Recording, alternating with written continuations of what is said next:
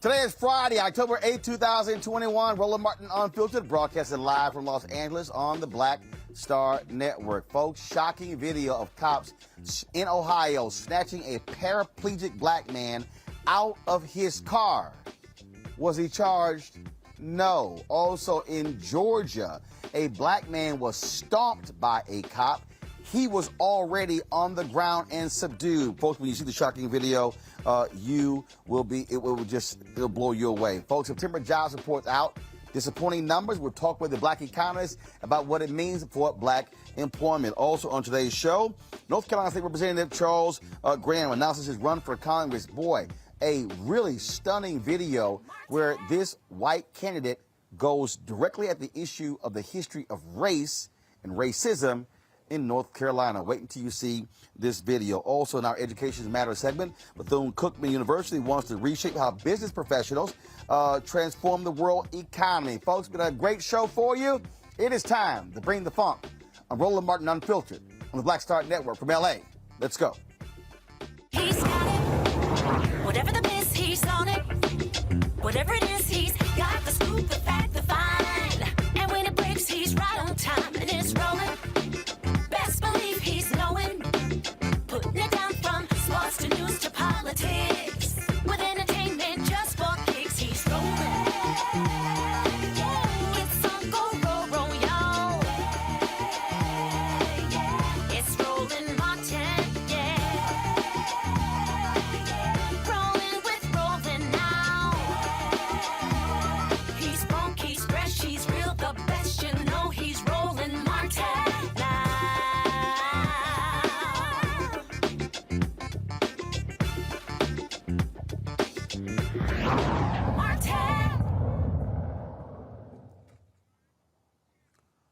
The September jobs report dropped today. Not good news for black women. President Joe Biden talked to the nation about this month's report. Today, for the first time since March of 2020, the American unemployment rate is below 5%.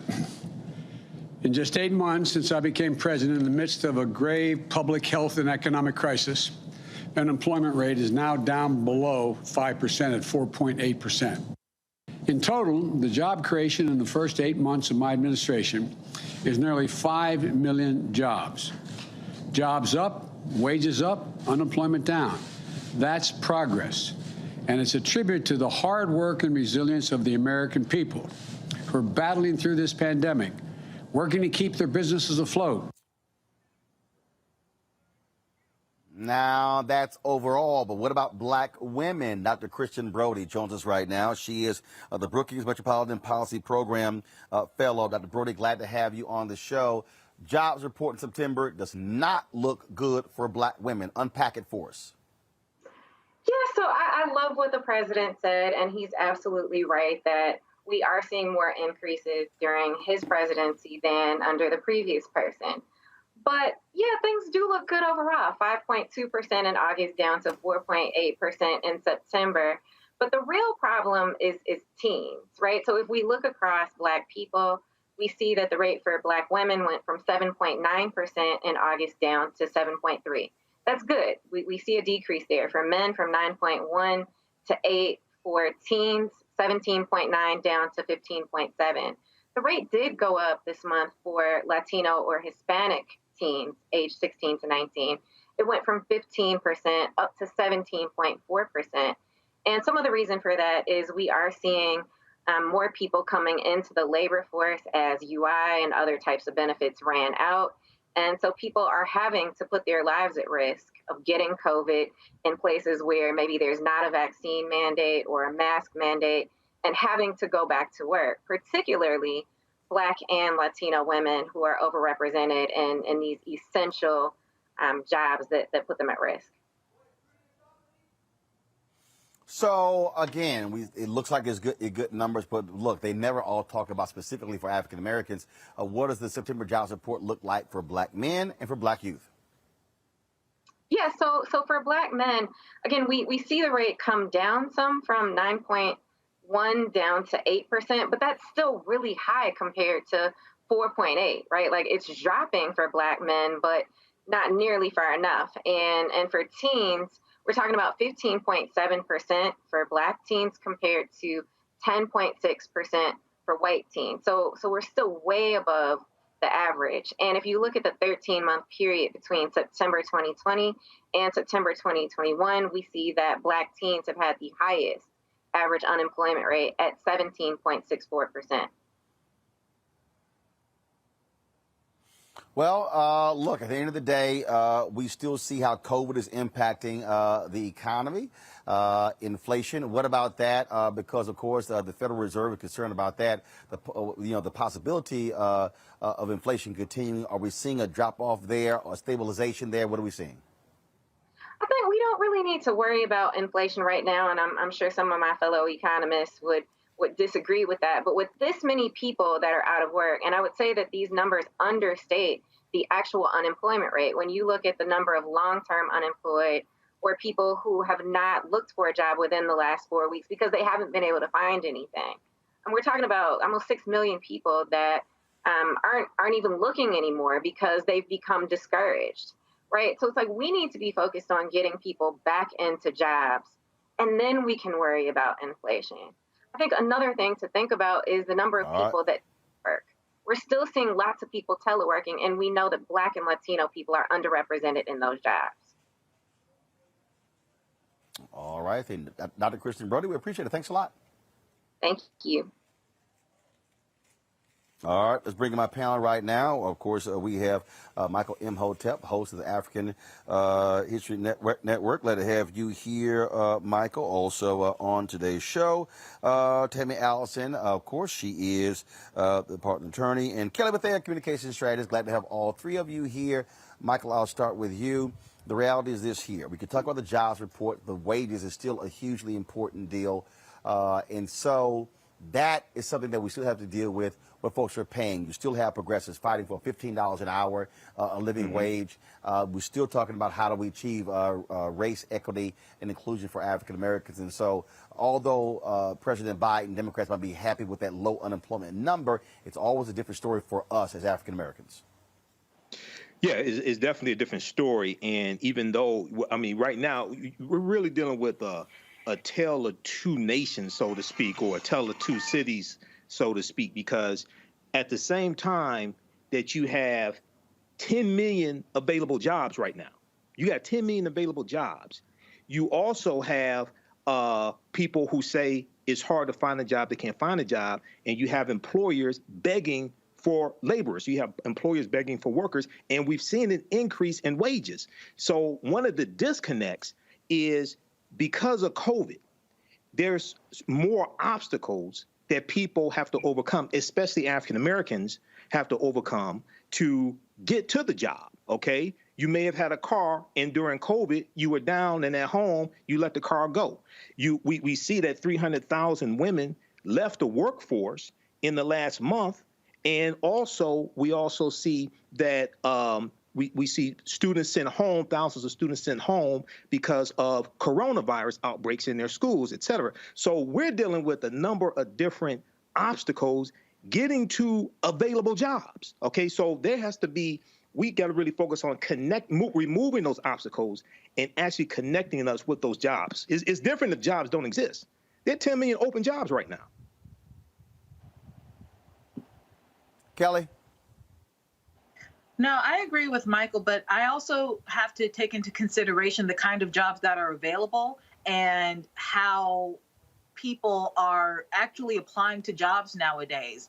The pandemic brought to light just how valuable workers are.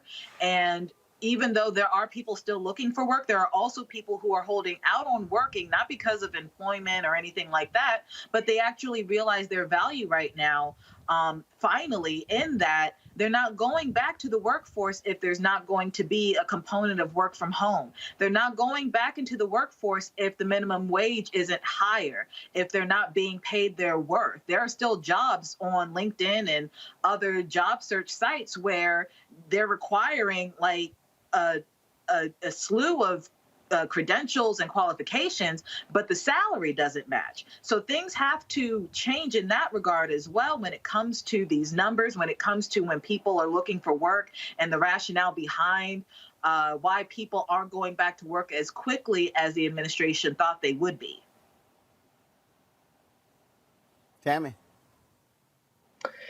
Hi, Roland. I believe that Black women specifically are tired, okay? The inherent bias in the policies and procedures, no matter what industry you're in, it exists. And Black women no longer want to deal with that. And as the other panelists stated, they know their worth. Black women are also the #1 rising business owners in this country. So I believe that with all of the things that have been happening to Black women when we talk about discrimination in the workplace, coupled with the pandemic and the year that we've had in the post-summer of 2020 social and racial justice unrest, I don't think that Black women want to deal with the shenanigans of facing bias in the workplace. And I also think that's something that we should think about and take into consideration when we're speaking specifically about the job numbers and how Black women are not necessarily represented in being able to obtain those jobs. And in the same breath, I think it's important to look at these companies who have claimed to be diverse and to implement these new diversity, equity, and inclusion strategies, but they're still looking for workers. And it's important to note who is sitting at the table to screen these applicants, because a lot of times they don't look like this panel.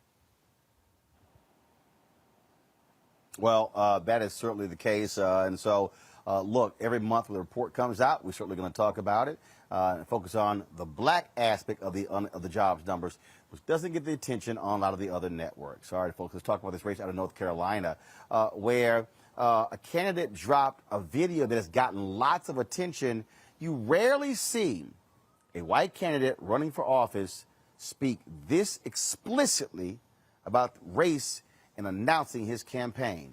Watch this. When I was a young boy, the KKK announced a night rally in my home county. A cross burning with hundreds of Klansmen to terrorize the blacks and Lumbee. We were a poor farming community, black, white, and Indian. My parents and grandparents were sharecroppers like many. The police chief warned the Grand Dragon, "These people don't want your trouble." The Klansmen called us mongrels, half-breeds, and told him the Klan would show him how to handle people like us. That night they rolled in with their cars, their crosses, and a single light bulb hooked to a car battery. 50 Klansmen. Not a bad turnout on a cold night. Problem is, they were surrounded by 400 Lumbees. Simeon Oxendine had been a tail gunner in a B-29 during the war. Verdia Locklear was 4 months pregnant. Neil Lowry was the local barber. Hundreds of normal folks deciding to stand together against ignorance and hate. Lowry shot out the light. The Klansmen scattered. By the time the sheriff arrived to fish them out of the swamp, the press was running with the story. The Battle of Hayes Pond, where one town beat the Klan. A piece of forgotten history, worth remembering, especially today. In Washington, lies turn to violence. And the biggest lie is that America is at war with itself. That you can't trust your neighbor, that they want something that's yours, that you must live in fear of them. But the people who stood up at Hayes Pond refused to be afraid. I grew up with their story, and the lesson is human dignity is a human right. When I started teaching special needs children in the 80s, they had almost no rights in our schools. So I spent 30 years fighting the system to recognize their humanity. And as a legislator, I don't play politics. I study, I listen, and I vote my conscience. I'm Charles Graham, and I'm running for Congress because sometimes we're called upon to put things right, like Hayes Pond in 1958 and America today, where access to affordable health care is still out of reach to many families, where the Sandhills face the highest unemployment rates in the country, and our veterans return from war, seeking opportunities and finding none. These folks didn't set out to make history, they just answered a neighbor's call. It happened here before, and now it's our turn.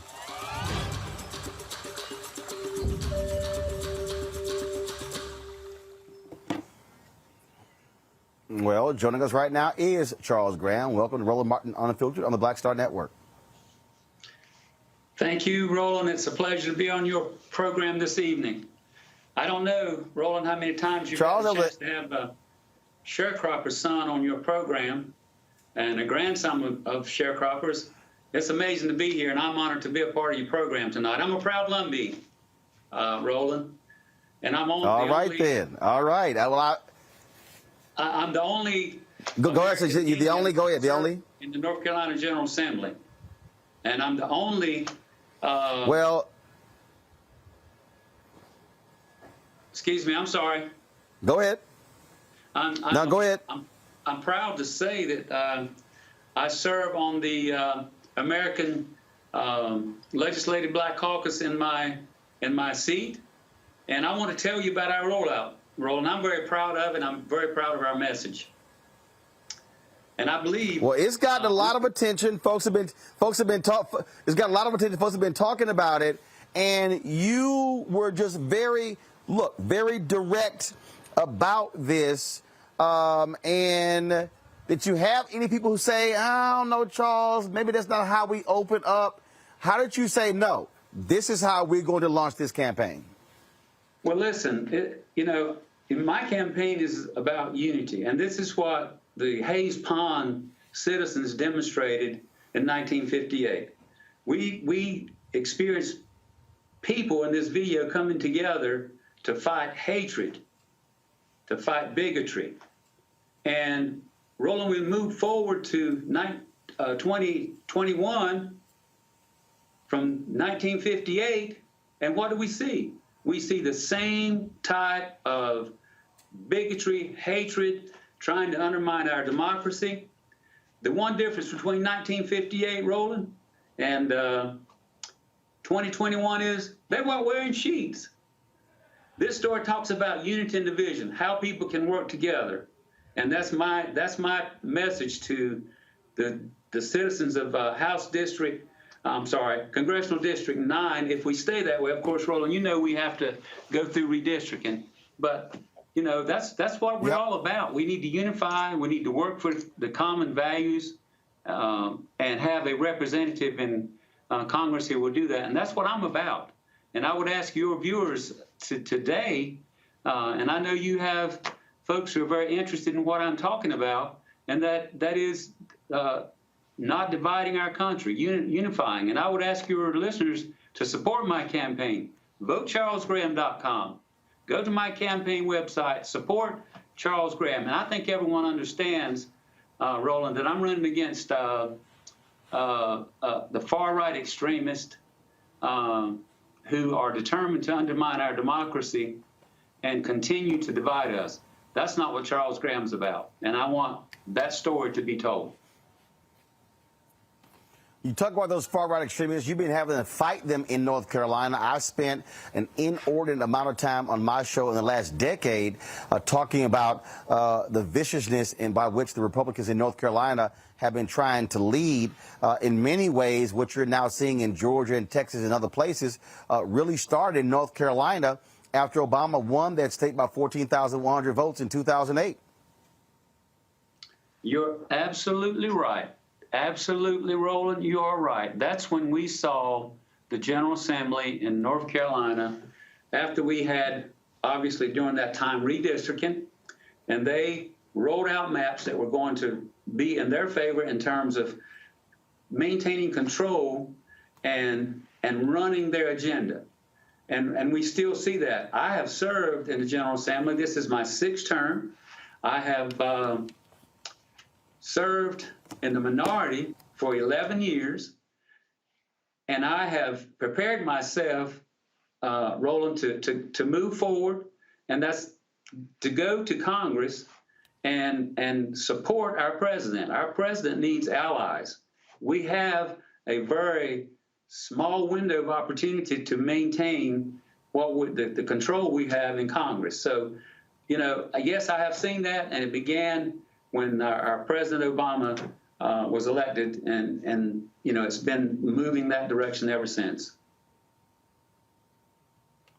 Questions for my panelists. First up, Kelly, your question for Charles Graham. Sure. So as a result of this campaign video going viral, you've come under scrutiny regarding your stance on LGBT plus issues. I would like to know, considering how you voted back in 2016 on HB2, I believe, how has your viewpoint changed? And what do you plan on doing once you get into Congress regarding those issues? Thank you for that question. After HB2, and I think it may have been 4 or 5 years ago, after that vote, I realized that that vote caused a lot of pain and hurt in the transgender community. I worked very hard after that to repeal HB2, was successful, and I want folks to understand that Charles Graham understands and has seen and experienced discrimination. When I was a young man playing baseball, playing sports, participating, I had the fellows who was participating on my team, they protected me from racism. I know what racism is, I know what discrimination is, and once I took that vote after and at this moment, I'm sorry, I apologize. And you don't hear too many people or too many politicians actually apologizing, and I'm sorry. And I'm running for Congress again to unite us, not divide us.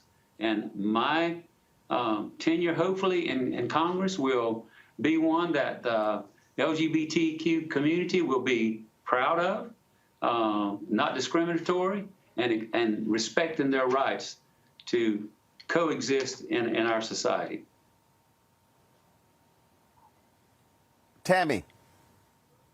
Thank you, Roland.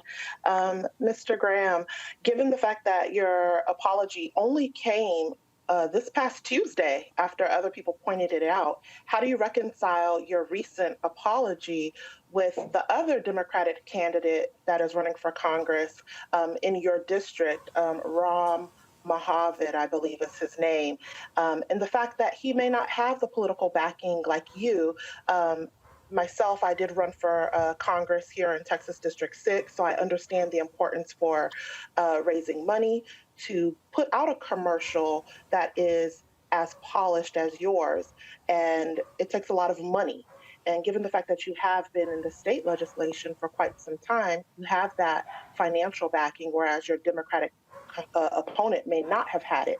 So how do you reconcile that, given the fact that your opponent is more grassroots than you, and the fact that you have to be called out before you apologize for that vote? Well, you know, one of the things I'm proud to talk about is my experience. I'm an experienced legislator.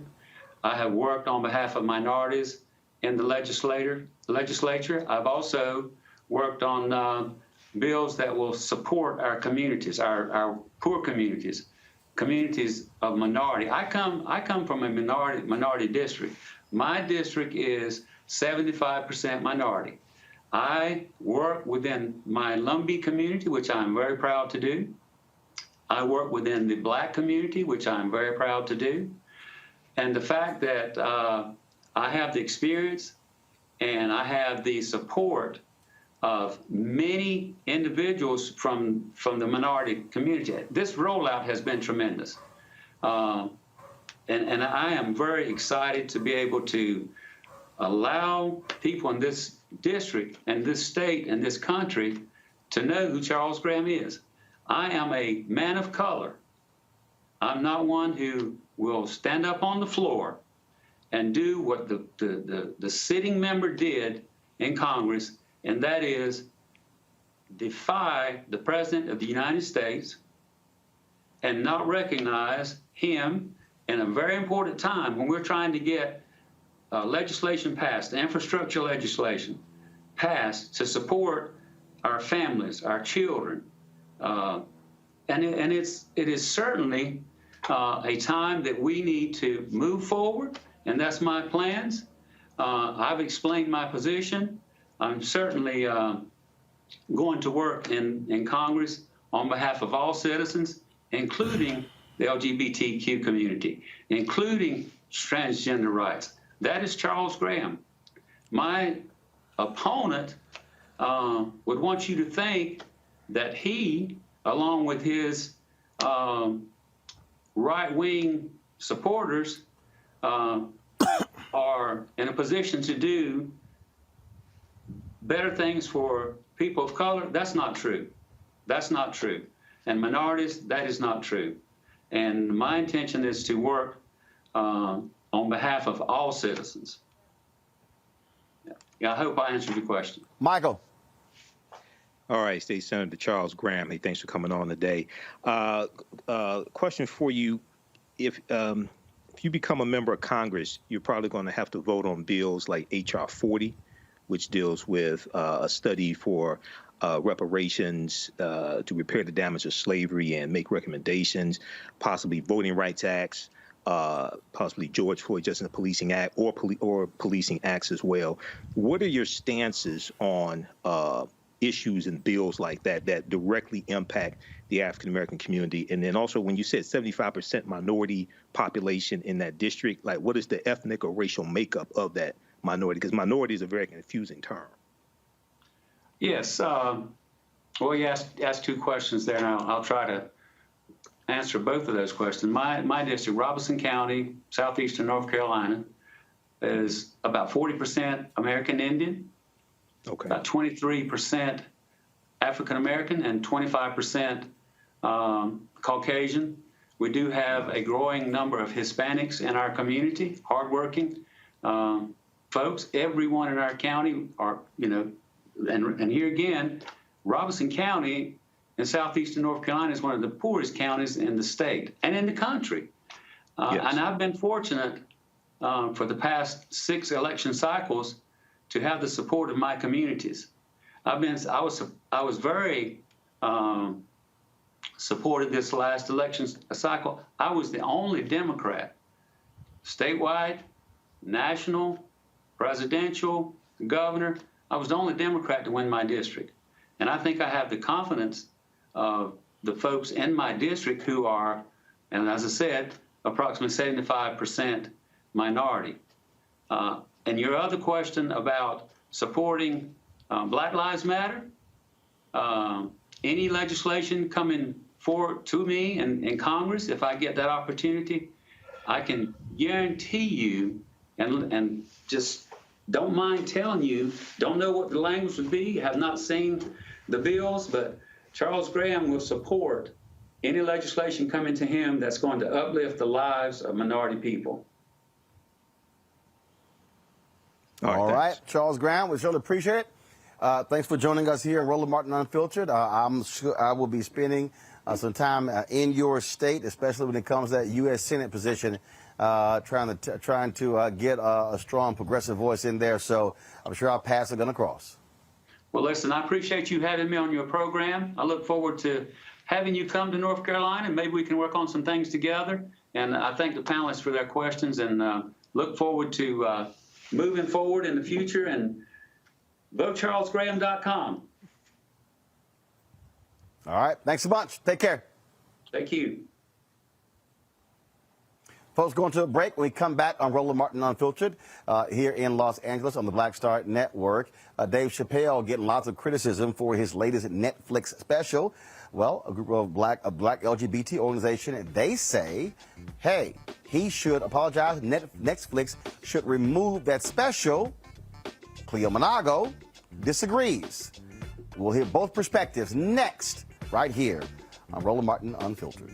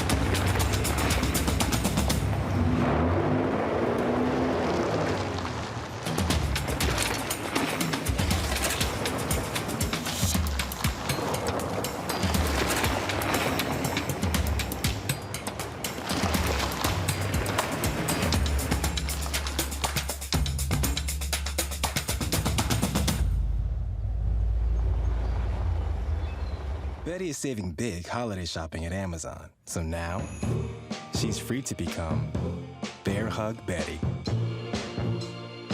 Settle in, kids. You'll be there a while. Ooh, where you going?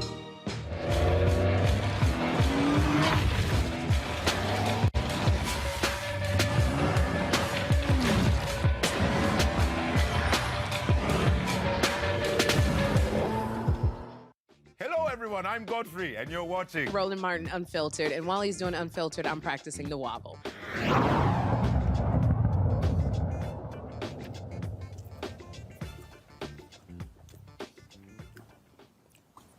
All right, folks, Dave Chappelle has a new Netflix special. It's called The Closer. Well, not sitting well with a number of LGBT organizations. GLAAD and others, including the National Black Justice Coalition, they are calling for Netflix to remove the special, saying Dave continues to make homophobic and transphobic comments. Last night, he had a screening of his documentary at the Hollywood Bowl. I was in attendance. He made it perfectly clear. He said he's not concerned. He is not going to get canceled. Joining us right now is David Johns. David leads, of course, the organization I was just speaking about. That is the preeminent black LGBT organization. So, David, glad to have you back on the show. So please explain to us, why should, from your perspective, Netflix remove this Dave Chappelle special? First, let me say thank you, Roland, for creating space for us to have this conversation. I want to be clear that it was the desire of the National Black Justice Coalition for us to do this, to have this conversation. And for me, it made sense to make this invitation to Brother Dave Chappelle to have versions of this conversation including by demanding that Netflix take down the special because Netflix has offered up resources to help us deal with many of the things that most of us who love Black people care about, which is white supremacy. So I want to be clear in stating that I celebrate Dave Chappelle's comedic enterprise. I appreciate the ways in which so many people rest in the ability to laugh and celebrate and jest and just take a break from the stress and trauma of being Black in this country. And I continue to be astounded by what feels like a lazy attempt at this craft by someone who has demonstrated the ability to be a genius and forgetting that there are some of us who are also Black and LGBTQIA+. And so, again, all of this to say that I'm very well aware of Mr. Chappelle's comments about resting in the privilege that allows him to feel no regard for the implications of his comedy. And as someone who leads an organization that cares greatly about the overlooked and neglected needs of Black, queer, trans, and non-binary people, I'd like us all to do a little bit better. So how do you respond to folks who say, look, these are comedians. They talk about everybody.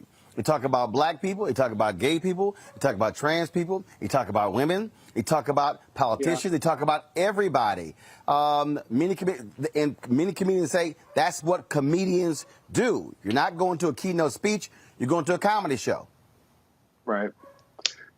What I would acknowledge is, okay, and the next step is to talk about then what, right? So comedy is an art form. It's a form of entertainment that, when we think about the ways that Dave Chappelle has shown up, provides entree, right? Opportunities for us to think more critically and to engage more responsibly with each other. And so for me in particular, I am very much interested in this because Brother Chappelle and I purport to care about Black people. And in particular, when the comedy could lead to Black people, in particular Black people who are women, who are trans, queer, non-binary, who do not have the privilege to say, I don't care what people are saying about me because they're millionaires and have deals with Netflix, right? When we're talking about everyday people who don't have those privileges, I remain concerned about the implications of the jokes or the art form. And let's just keep it a buck, right? We're Black people. And a part of this, what I've heard is people say, like, it's jokes. You should just be roasted. And there's two things that are important for me. One is that's about community, right? If I am in a situation where we're playing the dozens, we should be on equal footing. The ability for Dave Chappelle to make jokes about women and Black trans folks, which are a race when we assume that all queer, trans, and non-binary folks are white, diminishes the ability for people to actually engage in a conversation or to punch back or to otherwise respond. And ultimately, what I'm continuing to try and remind people is that I care about Black folks who are ignored and who are erased. It is the Black lesbians who are beaten in Chelsea because of white supremacy and then made to be victims because their accusers highlight the ways in which their Blackness overcomes the discrimination they experience as a result of their sexual identity or gender orientation. I remain concerned about Black trans students who are beaten in schools where people laugh at them and say that it is your fault, that if you had just shown up and been tougher and if you had not been sensitive, then this would not have been a thing. What I am concerned about is how people respond to the jokes, what people do as a result of the jokes. And to make this point particularly clear, there is a defense, a trans panic defense, which is often offered when Black trans women are murdered. I want to be clear that I offered this in the statement that I released, that MBJC released when this became a thing, which is to say that this matters at a point in time in which Black trans women are murdered at a disproportionate rate. That has happened every year since I've had the pleasure of leading this organization. And what I remain concerned about is that the murder, the violence against Black, queer, trans, and non-binary folks, the violence against Black women more generally is ignored when people say, oh, it's just a joke, you should laugh at it. There are some of us who don't have that privilege. And I would like for all of us to be able to have this conversation while celebrating that Dave Chappelle has the right to say what he wants to say. There are also some of us who should have the right to be critical of what it is that he says. You said something there where you said that you're playing the dozen, you have the ability to actually punch back. But the reality is, comedians are on stage all across the country, all across the world. Whether it's a Netflix special, whether it's the Laugh Factory, whether it's any comedy venue in Chicago and New York, Houston, they're all over the country. So is there a difference when a comedian says something and they're talking about anybody? Don Rickles ripped everybody. Lisa Lampanelli. I've heard people actually put on social media, they said if Bernie Mac was alive today, Bernie Mac would get canceled. Richard Pryor would get canceled. So is that part of this conversation? Are we establishing a separate standard? Are we trying to establish the same standard for comedians as we do politicians? Isn't that different being on the comedic stage? Yeah, I'm not interested in establishing standards. What I'm interested in is all Black people being free. And more specifically, what I want is for Black women, Black, queer, trans, and non-binary folks to not be forced to make the decision to show up and be visible, to have public jobs that require us or invite us to have these conversations, or to be safe.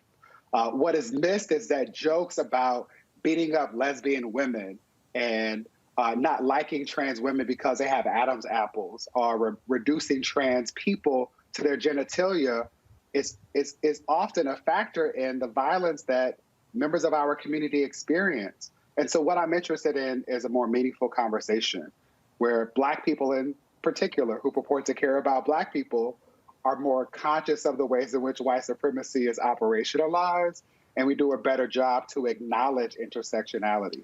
I want to be clear, to the extent that I believe that it has been lost heretofore, that I appreciate what I believe is Dave Chappelle saying that that the dragon he is attempting to slay is white supremacy. That is why this matters to me. That is why it was important for NBJC to engage in this discussion. We care about Black people, all of us being free.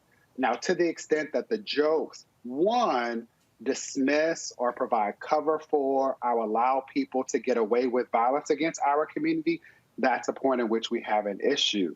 And again, the invitation is for us to have more meaningful conversations about the ways in which people use jokes, our humor, our comedy, to dismiss the things that actually are meaningful and show up as barriers in terms of our ability as Black people to live self-actualized lives, to be free to other.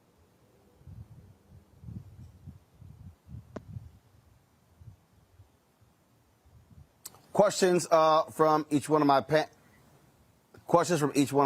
Let me lost David's audio. Y'all let me know when we actually have it back. So questions from each one of the panelists. First off, Tammy, your question for David Johns. Mr. Johns, how do you reconcile, cancel culture being so easy for someone to just get canceled at this point, and something that I say a lot, clemency through ownership, which is literal and figurative, the figurative component meaning say sorry so you could be forgiven.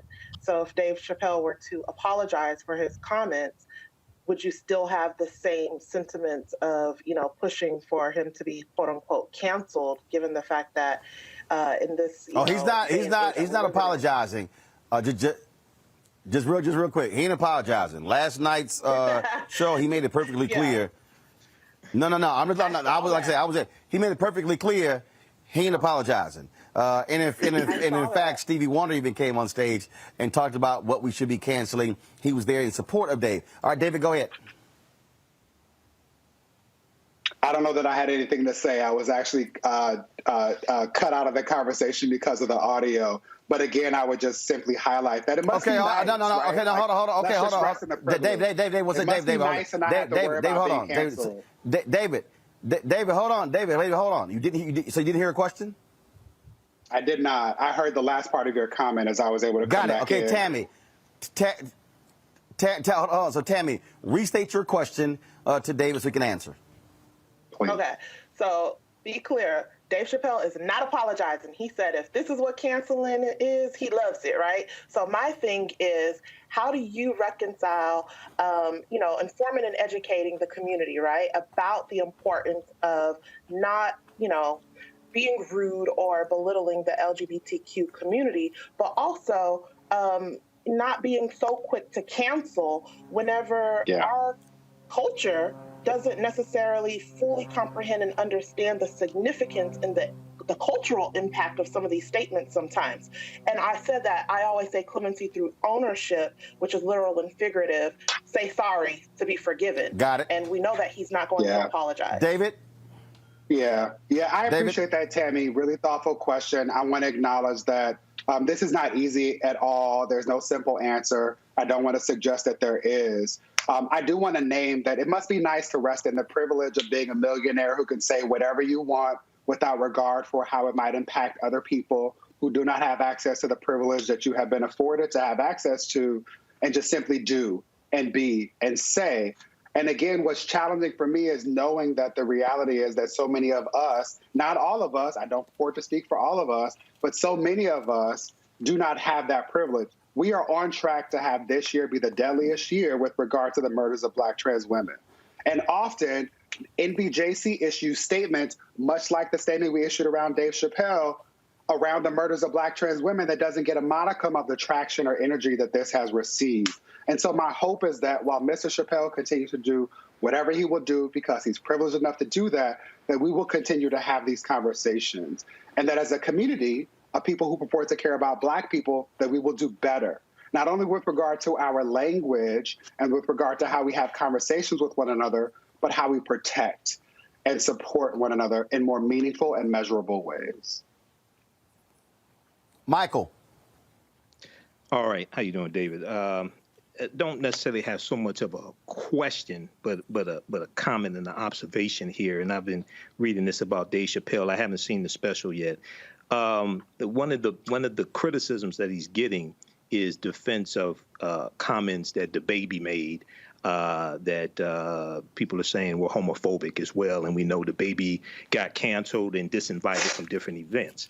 And the concern that I have is that when African Americans are dehumanized, whether it's in music, whether it's in specials called the N-word, B's and things like this, the outrage doesn't take place to talk about removing that artwork that dehumanizes African Americans. But and very quickly here, so the baby got disinvited from different events and festivals for making homophobic remarks on stage that was not part of a song. It wasn't recorded, anything like that. But he got invited to the festivals after making songs that dehumanize Black people.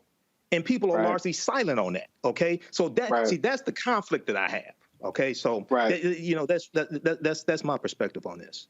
Okay. No, I appreciate that. I appreciate that. Your thoughts on that? Yeah, I appreciate that. And for me, the problem with the jokes and the presentation of this conversation via this big platform is that it affirms this lie that all Black people are cis, heterosexual, and think and operate in the same way, and all queer people are white.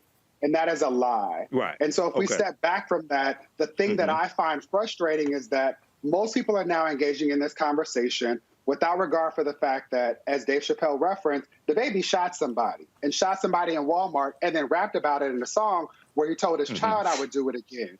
That is a problem. We talk so much about violence in the Black community. I want to offer a footnote. There are so many people who have been introduced to NBJC for the first time. Welcome to what we do. We're not new to this. We engage in similar conversations when we're talking about Tony McDade, the Black trans man who was murdered the same week that George Floyd was murdered by the Tallahassee Police Department. We show up and talk about and support Jasmine Koenig, a founder of this organization who has been in this space before, to talk about Ed Buck, a perpetrator of violence, systemic violence against Black, queer, and same-gender-loving men in particular. We show up and talk about this with regard to Nigel Shelby and Black students who are bullied and suspended. we agree in the space of wanting to ensure that all Black people can be free. For me, it's important to highlight for folks that don't have access to the information, who would never read a book about intersectionality, who don't know anything about Kimberly Crenshaw's groundbreaking essay mapping the intersections, to appreciate that as long as there have been Black people, there have been Black, queer, trans, and non-binary people. We have always been beautifully diverse. The issue with the special, and I encourage you to watch it, which is vexing for me in this space where I'm like, we shouldn't be continuing to talk about this, but it also provides us with opportunities to talk about this, is to simply say this. We agree. We're only having this conversation because Dave Chappelle says in the special, I care about Black people, and my issue is white supremacy. What is missed so often, particularly with regard to Mr. Chappelle's comedy, is that intersectionality is a thing. And there are Black, queer, trans, and non-binary and non-conforming people. And it is us, not white people. It is not white queer people. He talks about LGBTQ people as if they are white and talks about the movement that they are winning. It is them, white folks, who win, not us. When these jokes happen without this critical conversation, it is Black, queer, trans, and non-binary people who are victims of the kind of violence that he jokes about, who get beaten up because their Adam's apple is too large, or because their hands are too big, or because they do not show up in the ways that white people and the things that we all hold to this level of being the things that we should all do. When we are not able to achieve that, we are the victims of it. And that is the thing that I care most about. I also want to be clear that this is not about, to the extent that we can't cancel Dave Chappelle. Roland has made this apparently clear. He's been on Instagram with all of his friends. This is about us as Black folks who purport to care about Black folks doing better. Kelly. First and foremost, thank you, David, for coming on and speaking about this. I'm a huge fan of yours. I follow you on everything. But I wanted to make clear how, and it's more of a comment than a question, but I would love your thoughts on it, how cancel culture has been just very conflated when it comes to accountability. I don't see this as being a canceling Dave Chappelle notion so much as it is the fact that all Black lives matter, and Dave Chappelle and other people who have the privilege of having a platform as large as Netflix need to be held accountable to the notion that all Black lives matter, that there are ways to be funny and to critique culture and to critique society without disparaging the most marginalized among us, especially within the Black community. And and finally, well, kind of finally, I saw a lot of comments over the past couple of days, and I want to make note that I have not seen the special, but his previous specials also touched on this, so I feel like I can say a little bit of it. But the fact that people are saying, oh, you're violating his First Amendment rights, et cetera, people forget that the First Amendment was made to protect the most marginalized voices among the American body. So the fact that we are still silencing the most marginalized within the marginalized community that is Black people by saying that, you know, Dave Chappelle is able to say whatever he wants simply because he's a Black man, that is a disservice to not only Dave Chappelle and the LGBTQ plus community, but it's also a disservice to how the First Amendment is supposed to be exercised. So it's like, why is it that the most marginalized among us have to remain silent when the First Amendment is actually supposed to protect them? I love you, and not just because you are singing my song, but because you are thinking critically. And I want to be clear that I don't expect, nor do I want people to always agree with me, but I do want us to be able to have conversations about how we do better to ensure that all of us can get free. And the thing that I've struggled most with is the hypocrisy of so many people who have continued to say to me, it's just a joke. I found it funny, therefore you should say nothing about it. If Dave Chappelle had the freedom to make jokes, as he will clearly continue to do, I and other people should have the freedom to say, I watched the special twice over. I also know that this is not new, and I didn't find it funny. And two truths can exist at the same time. Beyond that, to your point, Kelly, I will continue to say that my issue and interest is in ensuring that all of us can be free. We are now actively having a fight, a conversation that hopefully will lead to us being able to pass the Equality Act. And the issue for me is that too many Black people consider the Equality Act a gay piece of legislation, something that will benefit white gay people or LGBTQ people generally, because again, the assumption is that all gay people are queer. And the reality is it's a civil rights piece of legislation. It addresses fundamental gaps in legislation that exist around the pieces of legislation that most Black people will name when they talk about the things that they care most about with regard to civil rights, right? This includes things like ensuring that Black women cannot be fired because of the way that they wear their hair, ensuring that all of us cannot be kicked out of a rideshare like an Uber or a Lyft because of the way that we show up in the world. I care about Black people. I really don't care as much about what George Carlin has to say or Rosie O'Donnell. What I care about is acknowledging that in this moment, there is someone who has an extreme platform, who has an extreme amount of wealth, an extreme amount of privilege, who purports to care about Black people. And I'm simply saying that if you purport to care about Black people, I would like to know if you actually care about all of us. And for me, that's the question that is being pressed at this moment.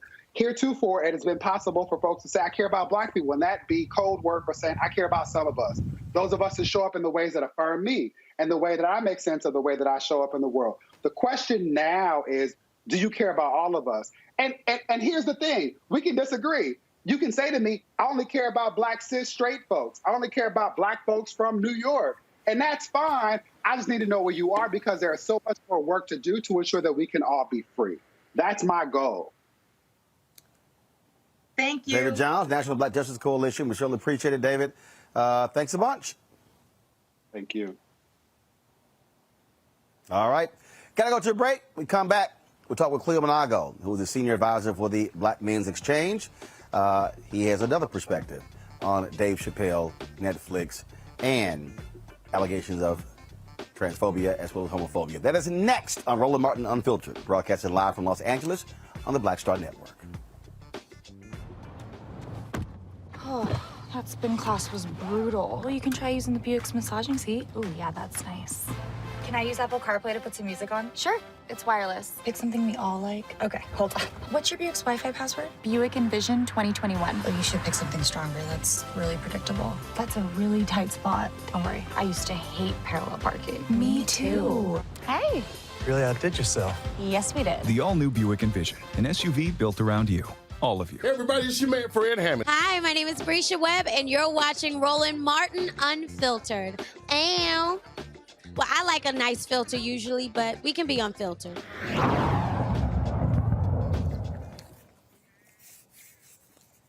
So yesterday, Dr. Cleo Monago sent me a text message asking me were we going to be weighing in on this Dave Chappelle issue. I said, sure. He joins us right now. Cleo, how you doing? I'm doing well, Mr. Martin. How are you? Man, where are you? You in the basement somewhere? I can barely see you. Yeah, can you see? I'm sorry about that. I'm in South America at a hotel because I'm presenting to the faculty of the University of San Buenavista in Cali, and I didn't know I was going to be doing this, so I didn't bring lights and camera with me, so I'm doing the best I can do. All right. Can you see me at all, though? All right, it's all good. Yeah, we can see you. We can see you. Let's get right to it, Cleo. You wanted to weigh in on this issue. You sent me a text, a long text. I said, man, that's too much typing. Say that on TV. You heard the interview there with David. You've seen the stories. Folks saying, drop the special, get rid of the special. Dave Chappelle is wrong. He should not be making these comments. Your take. Okay, well, like you said, my message was long, so because this is a very dimensional issue.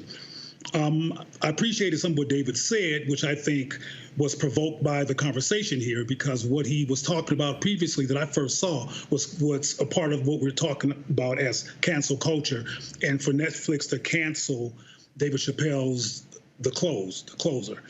And I finally saw it. I mean, when I first heard about this controversy, I hadn't seen it yet. I finally saw it this morning. And my perspective after I saw it was definitely I don't support the show being canceled. One of the things that was said in your conversation with David is about the importance of us having conversations, and I've been saying that for a while, that we need to be having Black acculturated and informed conversations about these issues. I think the reason that David Chappelle talks about LGBTQ and queer and all that as white, because white people are its foundation, white culture is how it's rolled out, and the people that lead it in this country that have the most power are particularly whites. Black people are marginalized by that community, and one of the things that David Chappelle talked about in one of his previous stand-ups was that reality. But what I want to focus on here is that I care about everybody, Black. I care about Black trans people and what's been happening among trans Black people. That 21 that was identified as murder. I care about the 9,013 Black people who were murdered at large, 8,469 Black men, 1,440 Black women, and the 21 trans people that we know about who have been murdered. They all matter to me. But what's being ignored, and frankly, I think the gay paradigm encourages the ignoring of Black contextual historical issues, is that David, regardless of his millions and et cetera, is someone who cares about Black people and Black life. And one of the things that he said at the very ending of his program was empathy should go both ways in terms of Black people and the LGBTQ white-led community, and toward Black people. There should be empathy both ways, and historically there has not been. And that community has been known to be marginalizing of Black issues, Black concerns, and it encourages Black people to go along with its agenda and its perspective instead of addressing contextual and cultural issues. And that's what comedian David Chappelle is trying to do. And I emphasize that he's a comedian because he's not a social scientist. He's not a behavioral health scientist. He's not a history major. He doesn't know the facts about the human story here. He probably does not know the issue of gender and gender nuance from an African perspective, because that's not his background. So he's an American citizen who's talking about what he sees. And what he sees, which is, because he's not blind, is an LGBTQ community that's white-led and practices racism. For example, and there's tons of them, in California, when Ed Buck did what he did, the white gay community knew about it because it had been reported, and they didn't come up in arms against the murder of Black men at Ed Buck's home. And I got tons of examples of that community not being supportive of Black people. But I want to get back to some issues that David raised so people won't get confused, because David said over and over again that Black people are queer, Black people are trans, Black people, et cetera. This is a diverse community. I have a relatively large following online as well, and there are lots of trans, same-gender loving, et cetera, people who support David Chappelle's perspective, who doesn't have the perspective of the National Black Justice Coalition. Some of them look at this through the lens of being Black. And what I mean, again, by that is David Chappelle is an advocate for the defense and empowerment and justice for Black people. And I believe that includes Black men, women, and everybody else. And as a result of us not considering that and looking at this simply from a gay defensive lens, we're not even looking at the fact that if you look at his special from the whole context, he had a very endearing and loving story about a trans friend of his. And that's not being talked about among the people who are critiquing him. And the very few times it is referenced is poo-pooed, because frankly, there's a tendency in this society to poo-poo what Black men say, whether they're millionaires or not, because this is an anti-Black society that does attack Black men. And I'll finish this tangent with this because I hope to respond to questions. One of the things that clearly concerns David Chappelle is Black manhood. And one of the things that I want to talk about at some point is the underpinning of why there's anxiety. I mean, he did a lot of bashing, if you will, around masculine traits of some trans people and made fun of it, which I found disturbing. And I understand contextually why people who are struggling, because transgender people struggle. Transgender people are bullied. Transgender people, well as all kinds of other Black people, frankly, at larger numbers, are murdered and killed. But focusing on this issue, there are situations that lead to the death of trans people, and there's teasing and bullying and a misunderstanding or judgment around being too male, too female. All this stuff is actually occurring. But canceling the likes of David Chappelle, cancels the opportunity to have a conversation about some of the things that's really causing Black people, including David Chappelle, anxiety along these lines. We're concerned about the emasculation of Black men. We're concerned about if what all Black men have gone through historically has led to gender confusion. I'm not saying that is my perspective. My perspective is nuanced, and I don't want to get into that now unless it comes out of some questions. But there's some, he's known, David Chappelle is known for being one of the comedians who was given a whole lot of money to put on a dress, and he said no. And instead of engaging meaningfully from a Black perspective why he said no, and what he was worried about, he was simply called femophobic, homophobic, transphobic. And that's what the LGBT community does. Even when Black people take on that paradigm, we don't engage Black anxiety and perspective around these issues to be educated about what's really going on. And if we did talk about the anxiety among Black people regarding the compromise of Black men, the impact of police brutality, the impact of castration, whether it's physical or social, all of these attacks on Black males, and now the particularly Black and male cancel culture. This is causing a rise in Black people some anxiety that is not being engaged and unpacked. Instead, folks are calling people homophobic and transphobic and canceling them. And just like with the baby, as I said when I talked about that, instead of getting on the baby's case simply and marginalizing him or re-marginalizing him like this country tends to do to Black men, we should have said, why did you say that? What inspired that perspective? What made you feel compelled at a concert that was not about homosexuality or sucking penises in the park? How did that come to mind for you, Jonathan? That's his real name. And the answers to that question, if he could actually bear them, would be very educational about what Black people are going through, what Black men are going through, what the anxiety is about this emasculation issue among Black men, which is at the core of some of David Chappelle's anxieties in comedy. All right, got it. Questions now from panelists. Tammy, first. And folks, I need tight questions, tight answers. Tammy, you're first. Thank you, Roland. And thank you, Roland, for giving us all this platform.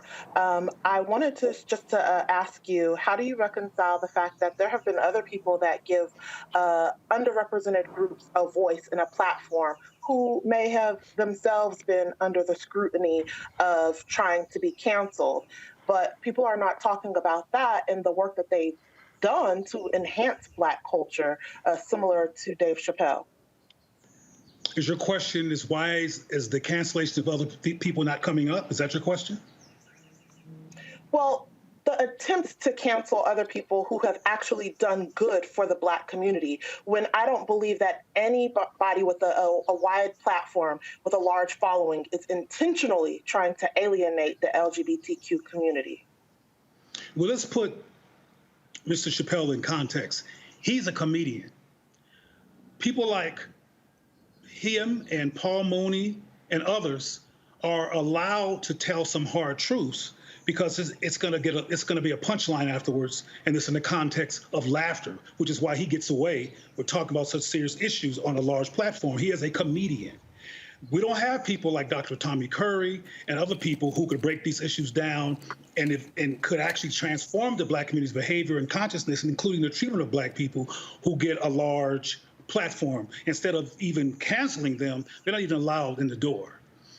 The other people that you're talking about who are being canceled, whenever something affirms Black people, like the Arsenio Hall show did inadvertently, and other situations where Black people are affirmed, they are indeed canceled. And people from the LGBTQ community, et cetera, don't raise that issue, including a lot of Black people who have a profile. They wait till the LGBTQ issue comes up, and white people give them lots of profile and support so they can actually talk about their agenda, which is the LGBTQ agenda, which is pretty much a culture that's a white agenda. But I agree with you if I hear what you're saying, that there's an issue of Black people being canceled, period, and we should be concerned about that. But we should be more than concerned. We're relatively passive in the midst of our disrespect.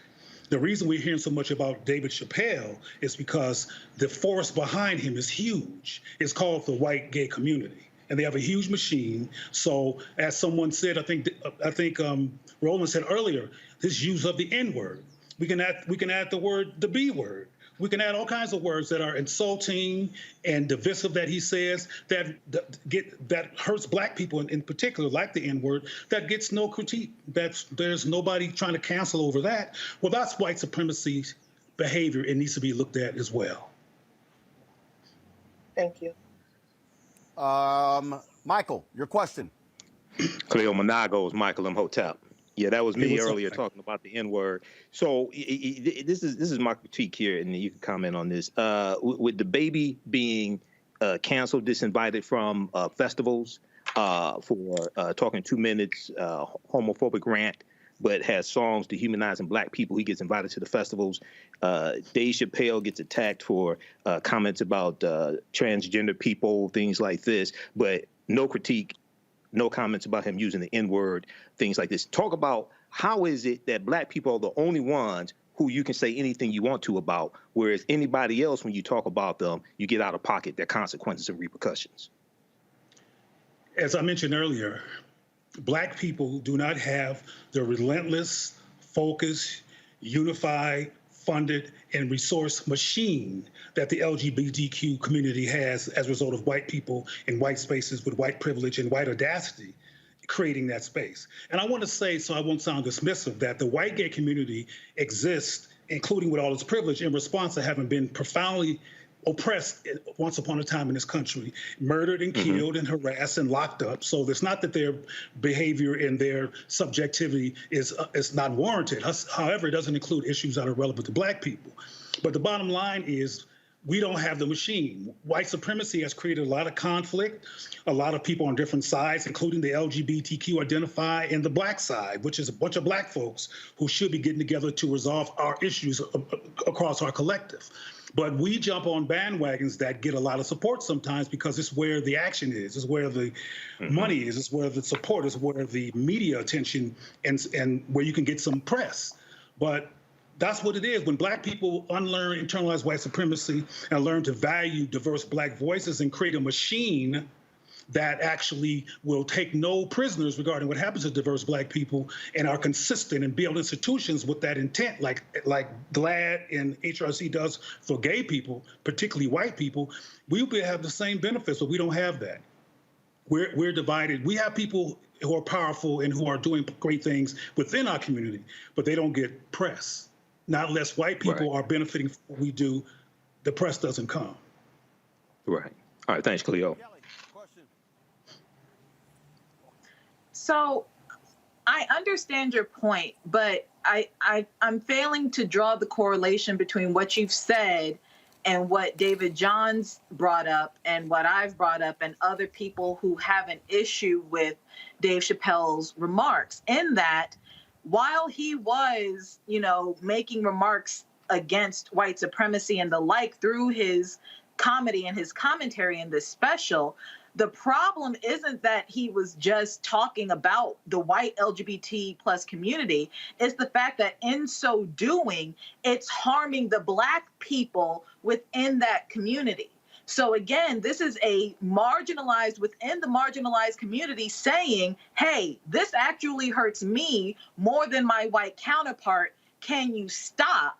And yet and still we have people literally just saying no and screw you. So how do you reconcile the fact that it's black LGBT people saying this is hurting me?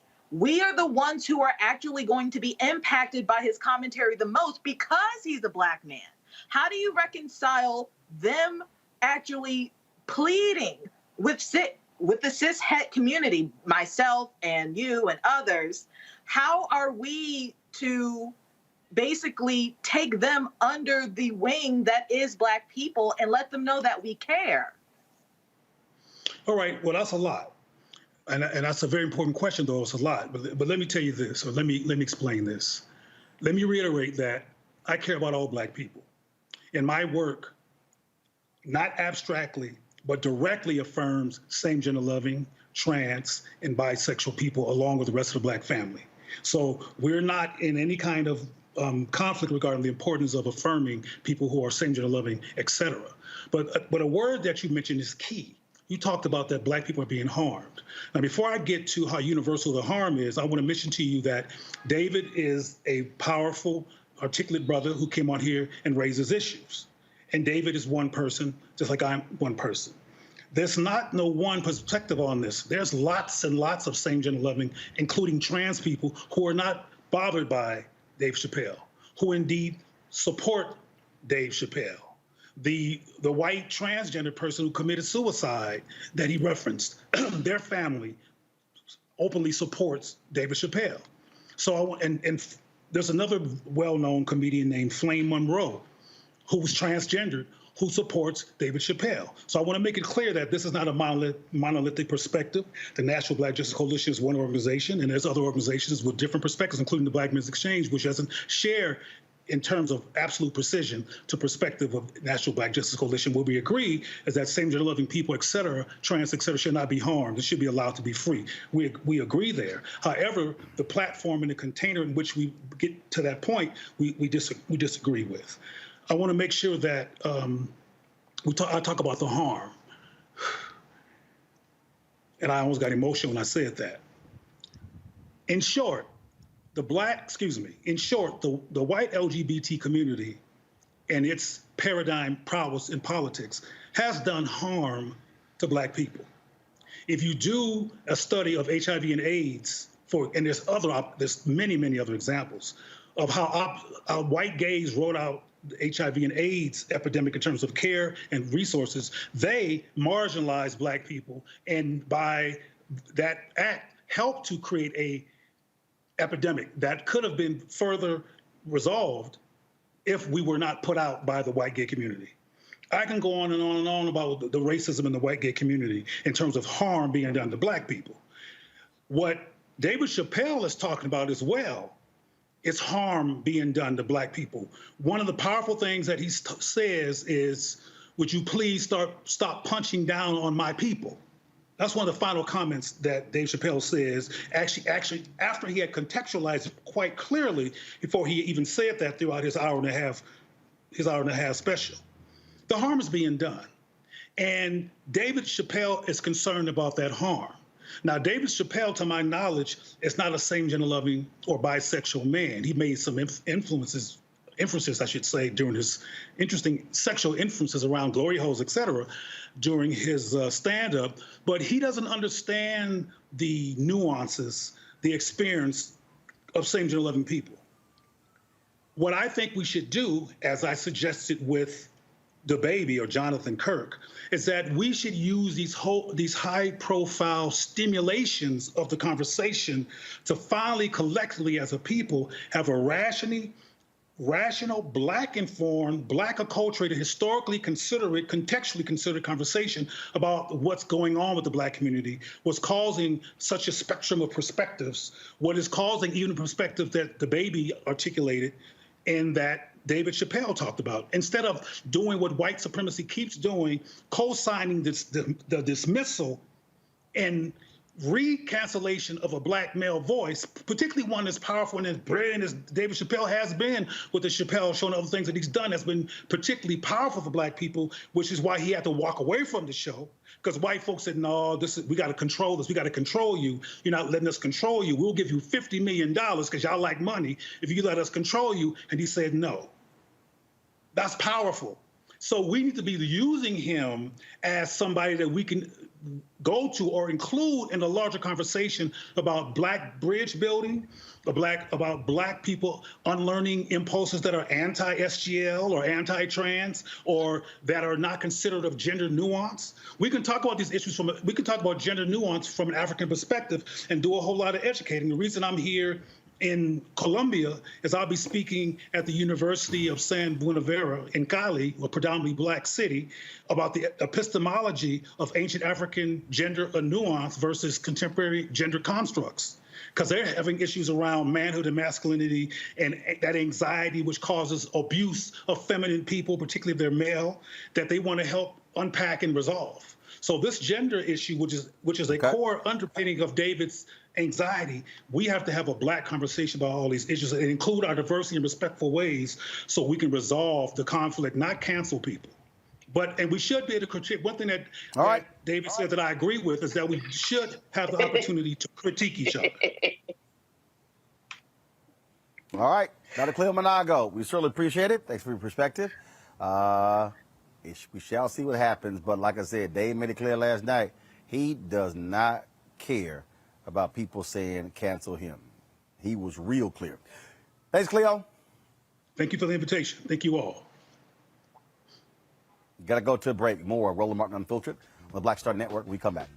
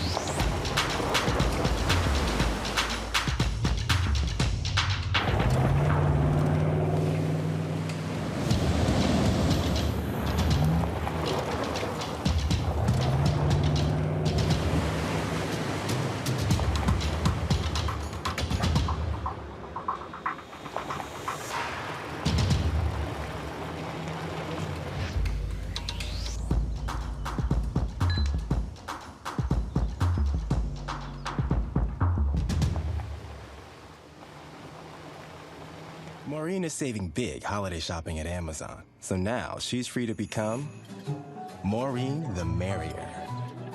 Food is her love language, and she really loves her grandson. Like, really loves. Hi, I'm Kim Burrell. Hi, I'm Carl Payne. Hey, everybody, this is Sherry Shepherd. You're watching Roland Martin Unfiltered.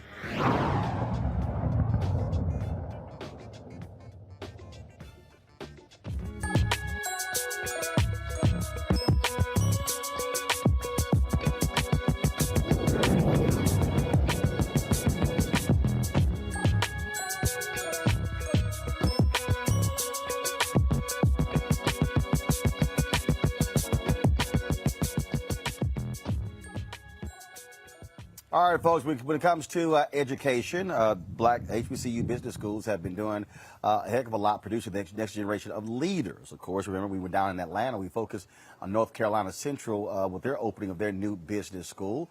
Bethune-Cookman, they have a new head of their business school there. Dr. Lawrence Drake heads up Bethune-Cookman's College of Business and Entrepreneurship. Dr. Drake, glad to have you, Roland Martin Unfiltered. Good to be here, Roland. Business has changed for a lot of people. The focus has always been going into corporate America, but we are seeing more and more people choose to be entrepreneurs, starting up businesses. And so what is going to be the focus on your tenure as dean? Well, the focus is actually to ensure here for the 20%. And that's for me and reshape the way. Doc, hold tight 1 second. Doc, hold on. We really have some bad audio issues.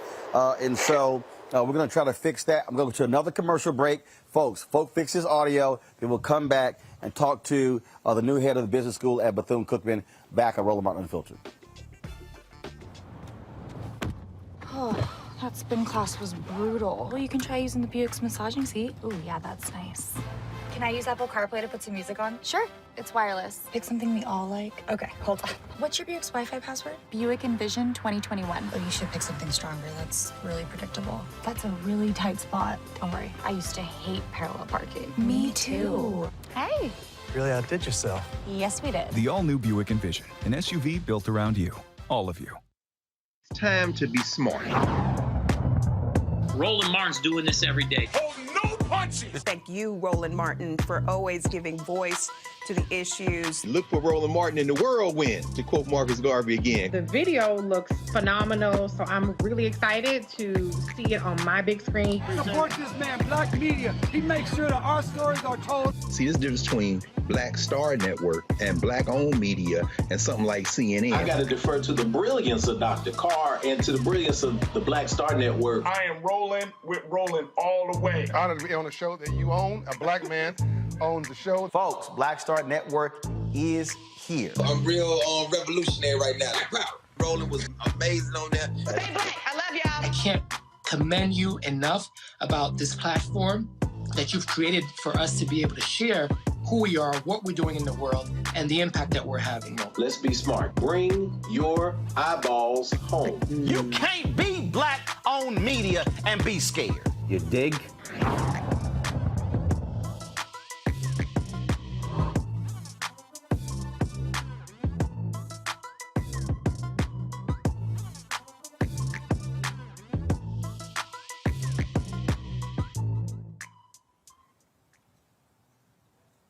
All right, folks, we're trying to get Doc's audio straight, but let's show you this here. This video shot of a Georgia cop on October 3rd that's got folks raging upset. Watch this.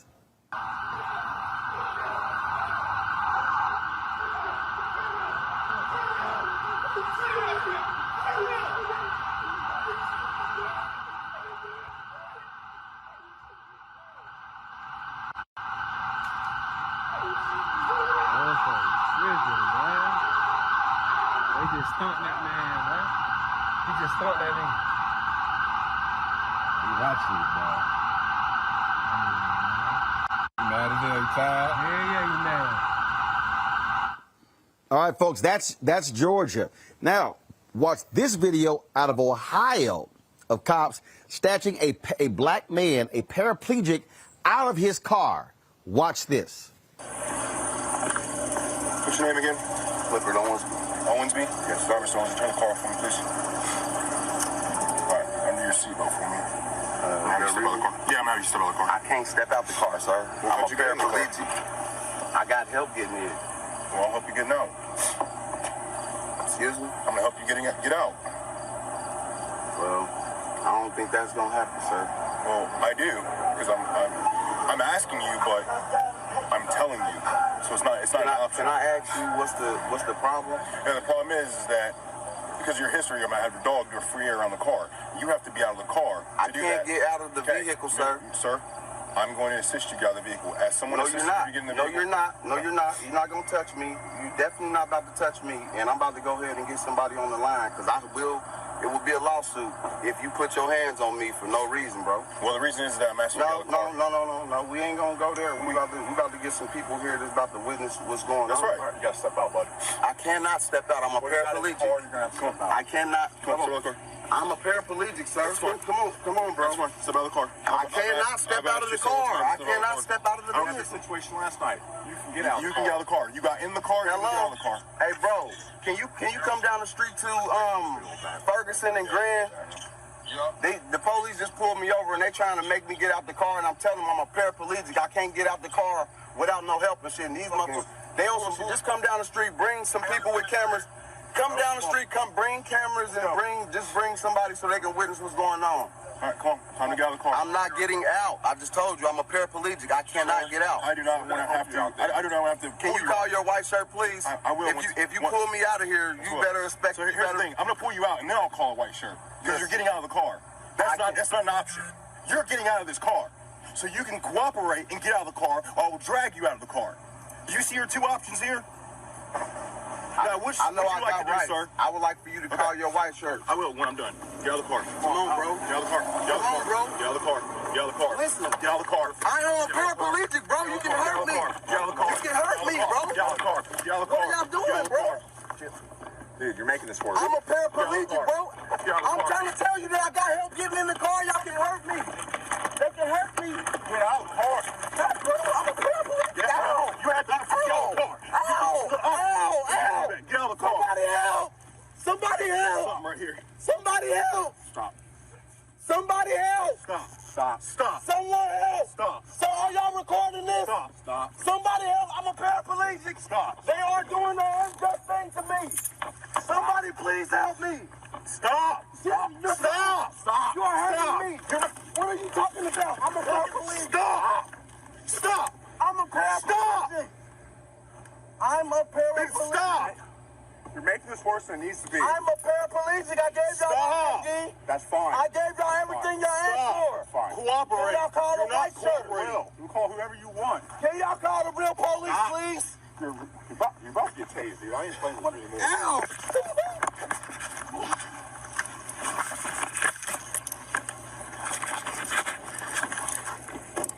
it so much harder than what it has to be. Last man there, his name is Clifford Owensby. Cops found no firearms or drugs in his car. Let's go to my panel, Michael Imhotep, Killer Bethea, Tim as well. I just, folks, this is, you talk about crazy. Michael, I'll start with you. The behavior of police officers. And when you look at this particular, with the brother who's a paraplegic, it's saying, well, we know who you are. We're going to be looking in your vehicle, things along those lines. And the crazy thing to me, Michael, is that they found nothing. And guess what? He hasn't been charged. Yeah, you know, Roland, I posted this video on the African History Network last night. I saw it on D.L. Hughley's Instagram page, and I posted it on our fan page, and people have been commenting on it. And, you know, I had a lot of questions here because, one, I was wondering, okay, the officer said, we know your history or something like that. What he said was a little muffled, and I'm trying to figure out, okay, what's really going on here? And then I was trying to figure out, why was he pulled over in the first place?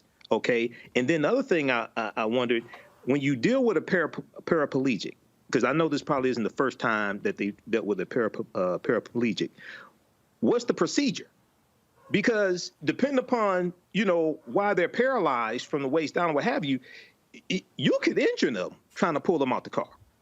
So, you know, injure them further. So, well, no, actually, according to Clifford, he had an injured back before, and this re-injured his back. Yeah, you know, I don't think it appears. I don't know the full story here. It appears those officers should not be on the street. It appears they should be fired because it didn't have to go down like that. He could have called a supervisor, et cetera. He could have talked. If Clifford had been white, I don't think they would have treated him like that. Kelly. I mean, I get sick and tired of seeing videos like this regularly, and the fact that they keep happening is just all the more disgusting. But the fact that how many times did this man need to say he's a paraplegic for you to get through your thick skull that he is not capable of getting out the car in the fashion that you wish he should get out the car? Further, he shouldn't have been having to get out the car in the first place, whether he's a paraplegic or not. This is just the prime example, a prima facie case of gross negligence, because he did everything he was supposed to do as a citizen regarding his interaction with the police officer, and the police officer himself and his partner, it looks like, did everything that you could possibly do to be a jackass, basically. Like, they were not doing their jobs to the fullest extent of the law at all. There was absolutely no reason to harass this man, no reason to drag him by his hair out the car. I mean, just the level of humanity that was not used in this situation is absolutely disgusting. They need to be up under the jail. Tammy Allison? Roland, I think that we're all exhausted and tired of seeing these types of videos and body cam footages. Luckily, we do have the officer's body cam footage in this instance, but from the man explaining that he's a paraplegic over and over again, to correct my fellow panelists, as a federal attorney, the correct terminology is excessive use of force by the police officer. And my other panelists, it's not necessarily the answer just to fire them, because as we've seen in various cases, even if they attempt to fire these officers, those unions protect them, and a lot of times they get their jobs back, and they're even able to get jobs elsewhere.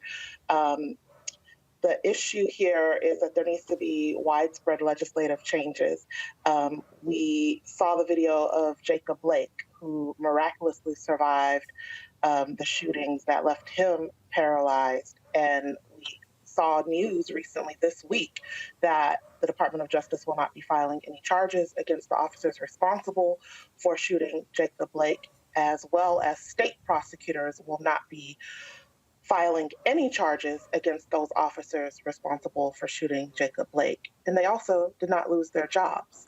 So there has to be some type of legislative change. It's easy to say to fire these officers. It's easy to speculate, but unless there are people sitting in positions in Congress that are willing to speak up and use their voice and actually make some type of impactful change, we're going to keep seeing these very horrific instances of excessive use of force by police officers. And it's very rare that we ever see them actually serve any type of sentence. And as we see the conviction and sentence of Derek Chauvin is something that, we all breathe a heavy sigh of relief for, but we all breathe that heavy sigh of relief because we all know that it's so extremely rare to actually see any type of justice in these types of situations. Folks, gotta go to a break. We come back, we'll give you the update on the Kyle Rittenhouse story. Very strange defense these folks are offering. That's next to Roland Martin Unfiltered.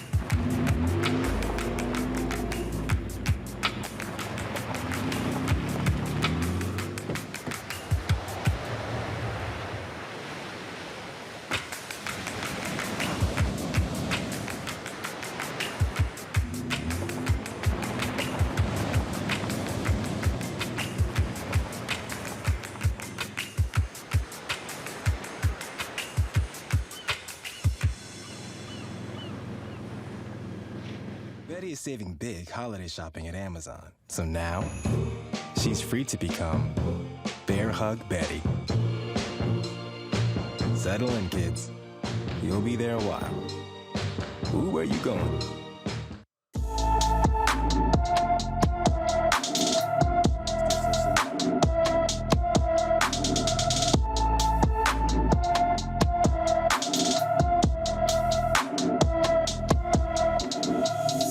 All right, folks, time for our Black and Missing segment, which we focus on every single day on the show, bringing the attention of young folks who have come up missing all across this country. They do not get the attention that they deserve, so therefore that's why we have this particular segment right here. We have, of course, this young man here. Again, Christopher Blount, 5'10", 185 pounds, black hair, brown eyes. He is from Pendleton, Indiana.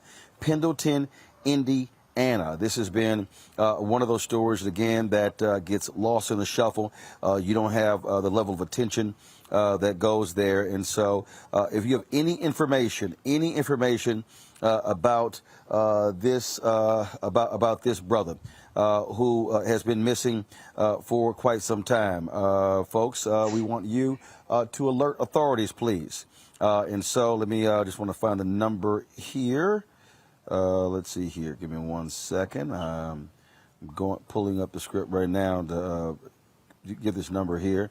Do we have the number on the screen, please? If we do, 765-642-0221, 765-642-0221. That is the Madison County, Indiana Sheriff's Office. So please give them a call.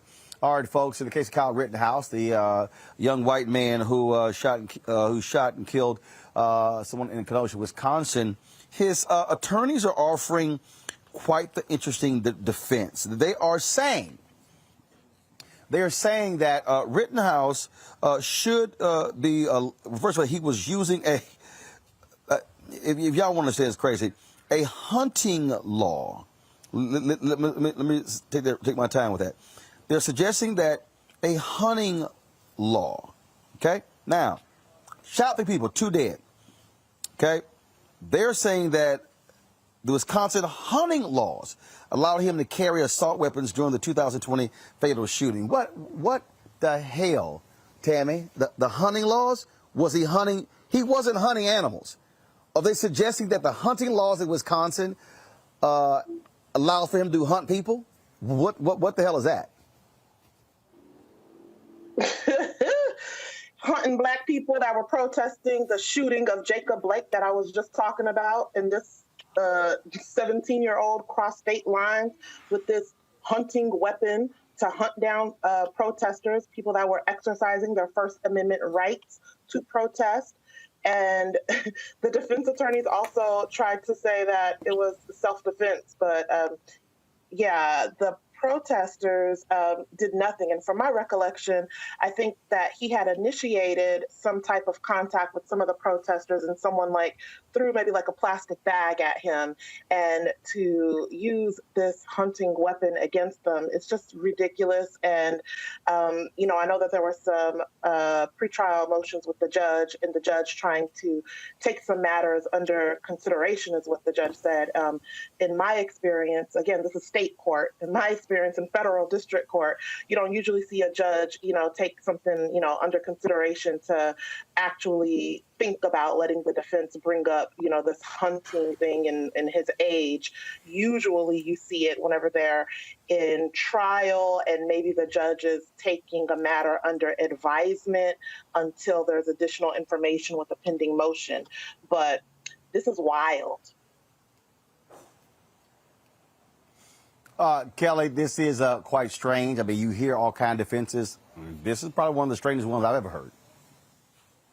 Certainly strange, but also expected when you're talking about people who do not care about Black bodies and Black issues at all. I mean, we're talking about hunting Black bodies, which was a thing, you know.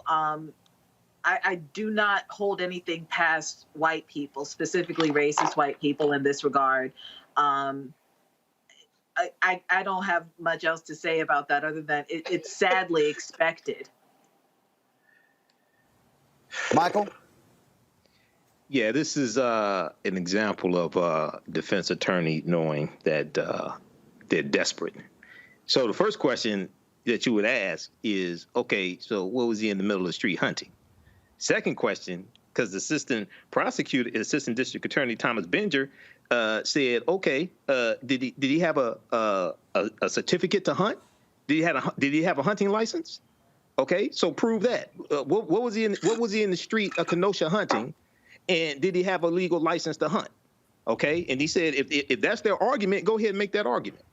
So this is an example of how you know your client is in deep sugar honey iced tea. You're just trying to make stuff up. And can we not forget that? This man, they raised $2 million for this man, Kyle Rittenhouse, the 17-year-old. Okay, and then the officer that actually donated about almost $50,000. Okay, he donated money, and then the people donated money to the officer that was filed for donating money to Kyle Rittenhouse. This is just shenanigans, just disgusting, gross, ill. Speaking of shenanigans in Alabama, the Montgomery City Council decision to change a street name from a Confederate president to the honoring a civil rights icon, Dr. Reverend Fred Gray, come with a healthy fine. First of all, attorney Fred Gray. The City Council voted to rename the street from Jeff Davis Avenue to Fred D. Gray Avenue. Well, the unanimous vote could prompt a $25,000 fine as a result of a 2017 Alabama state law that says cities or counties could not make any changes to Confederate monuments without state approval. Mayor Stephen Reed said donors have already offered to pay the penalty on behalf of the city. Fred Gray, of course, is 90 years old. He served as the attorney for Dr. King for Rosa Parks. An exclusive interview I did with him is available, y'all. I don't know why we're using photos of him. We got the B-roll. I did a whole 1-hour interview with him. So if y'all go to Black Star Network, yeah, why are y'all using photos of Fred Gray when I talk to the man? Lord have mercy. Anyway, y'all want. I'm just saying. I mean, you know, if you got a TV show, you use video.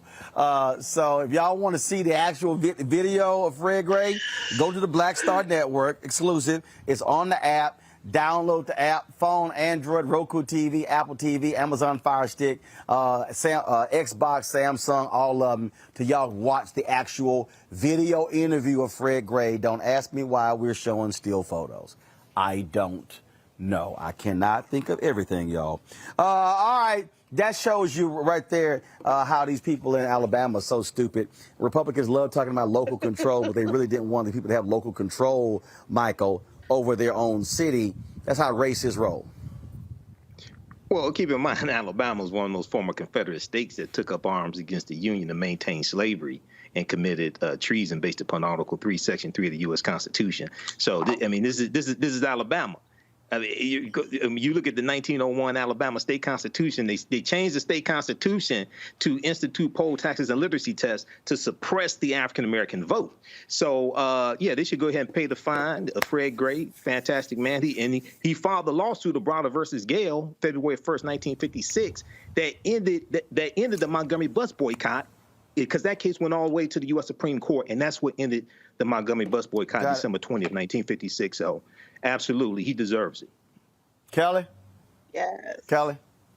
I mean, the fact that people are fighting so hard to not give a living Black man his flowers, I mean, again, it is sadly expected, especially coming from a jurisdiction such as Alabama. But it won't be like that for much longer. He's going to get his flowers come hell or high water, and I look forward to the day that the name is changed and all is well. Tammy? Hey, Roland, listen, this is why I be talking about, like, we need representatives that are not too scared to talk, okay? We got all these people that are running for office, but y'all scared. You got to talk, okay? Because this is some law that is on the books, and this is some stuff that needed to have been addressed before, you know, this fine came up. You know, like, yes, people are going to pay the fine, but as my very esteemed panelist stated, you know, Alabama is the state that sued the Department of Justice during the Obama administration when Eric Holder was the Attorney General, which resulted in that 2013 Supreme Court decision that reversed the Voting Rights Act that we're now fighting for because the Republicans found the loophole for it. But let's be very clear to all of our progressive, quote-unquote, Democrats.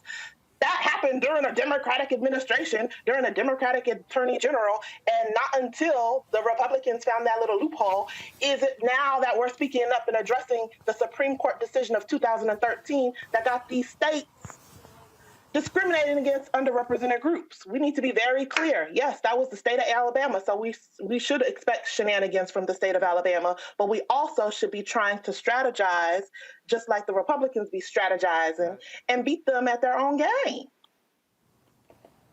All right, folks, got to go to a real quick break. We come back, I'll tell you what we're doing in L.A. and how you're going to see that on the Black Star Network. That's the final item. Back in a moment. Oh, that spin class was brutal. Well, you can try using the Buick's massaging seat. Ooh, yeah, that's nice. Can I use Apple CarPlay to put some music on? Sure, it's wireless. Pick something we all like. Okay, hold on. What's your Buick's Wi-Fi password? Buick Envision 2021. Oh, you should pick something stronger. That's really predictable. That's a really tight spot. Don't worry, I used to hate parallel parking. Me too. Hey. Really outdid yourself. Yes, we did. The all-new Buick Envision, an SUV built around you. All of you. All right, folks, we've had an absolute fabulous week here in Los Angeles. Of course, we kicked everything off with the George Lopez golf tournament. We've been, of course, having fun, hanging out doing that. But while when I wasn't playing golf, we were also doing some great interviews as well. And so we're going to be launching that. So one of the shows we're going to be launching is, Rolling with Roland, that's right. So we've been doing these 1-hour interviews, and we have been just, first of all, having a ball, y'all, with doing these interviews with a lot of different people. I want to show you some of these photos we've been doing. And so November 1st, we're going to debut on November 1st when we were in here last time. So right here you see Damaris Lewis. She, of course, is actress, model, and so you've seen her work. Y'all see the iPad? Let me know if you see it. There we go. Yes. So she was one of the folks we sat down and talked with. We've also had my man Matty Rich. Matty Rich, y'all have got to see this interview. An emotional Matty Rich when I connected him with Spike Lee. Also here, Michael Ealy. I had a great conversation with Michael Ealy. Yo, man, absolute a lot of laughs there. My man, Laz Alonso, we talked to him. We also talked to Sherry Shepard, Guy Torrey, as well as Johnny Gill, as well as Dondre Whitfield. And so that was we did this time. Last time we were here, we talked to Glenn Turman, Richard Lawson, Jeffrey Osborne, Michael Collier, Jack A., Bill Duke, and I'm missing somebody. Who else did we talk to? Oh, Mario Van Peebles. And so, folks, so the show's going to be called Rolling with Roland, a 1 hour interview, absolutely conversational, no agenda. You have no idea where in the hell we went with it, and some great conversations. And trust me, y'all are going to really love it. And so that's going to be launched November 1st. November 1st. Only on the Black Star Network. You must download the app. I'll be unveiling some other shows. I'm talking to folks next week, and so we'll be letting you know what those shows are as well. So a lot of things happening. You see what we're building. That's why your support matters. So please download our app, the Black Star Network, all available platforms. Also, join our Bring the Funk fan club, where every dollar you give goes to support the show. Cash App, $RM Unfiltered. PayPal.me/R Martin Unfiltered. Venmo.com/RM Unfiltered. Zelle is Roland at RolandSMartin.com. Roland at RolandMartinUnfiltered.com. Tammy, Kelly, Michael, so appreciate it. Thanks a lot. We always end the show, folks, showing you members of our Bring the Funk fan club. We appreciate all of you. Everybody who's given them, no matter what the amount, you all matter to us here. So for all of us, for the Roland Martin Unfiltered Black Star Network West Coast crew, I'll see y'all guys on Monday from Washington, D.C. Holla!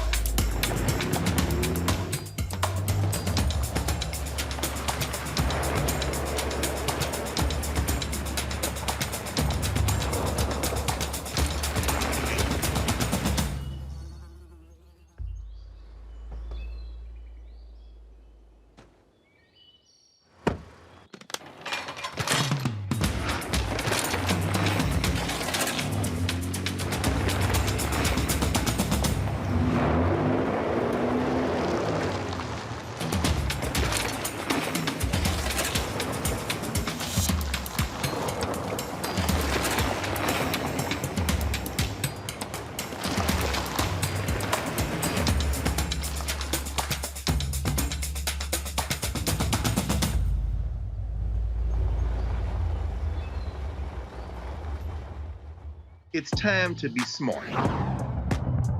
Roland Martin's doing this every day. Oh, no punches! Thank you, Roland Martin, for always giving voice to the issues. Look for Roland Martin in the whirlwind, to quote Marcus Garvey again. The video looks phenomenal, so I'm really excited to see it on my big screen. Support this man, Black Media. He makes sure that our stories are told. See, this difference between Black Star Network and Black-owned media and something like CNN. I got to defer to the brilliance of Dr. Carr and to the brilliance of the Black Star Network. I am rolling with Roland all the way. Honored to be on a show that you own. A black man owns the show. Folks, Black Star Network is here. I'm real revolutionary right now.